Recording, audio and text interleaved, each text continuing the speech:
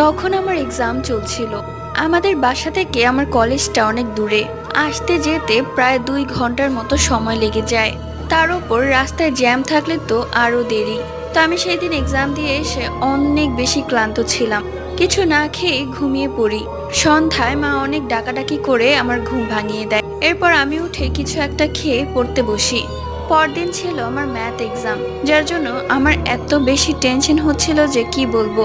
আমি সেই দিন সারা রাত পড়ি। রাত 2টার দিকে আমি আমার জানালার পাশের টেবিলে বসে পড়ছিলাম। হঠাৎই আমি শুনতে পাই কেউ যেন আমার নাম ধরে ডাক দিল। আমি জানালার দিকে তাকাই, দেখি সেখানে কেউ নেই, অন্ধকার। মা তখন ঘুমাচ্ছে। আমি ভাবলাম মা হয়তো আমাকে ডাক দিয়েছে, তাই আমি উঠে মায়ের কাছে গেলাম। গিয়ে দেখি মা ঘুমাচ্ছে। তাই আমি আর মাকে ডাক দিলাম না, আমার রুমের দিকে হাঁটা শুরু করলাম। রুমে এসে দেখি আমার মতো হুবহু চেহারার একজন বসে আছে। এটা কি করে সম্ভব?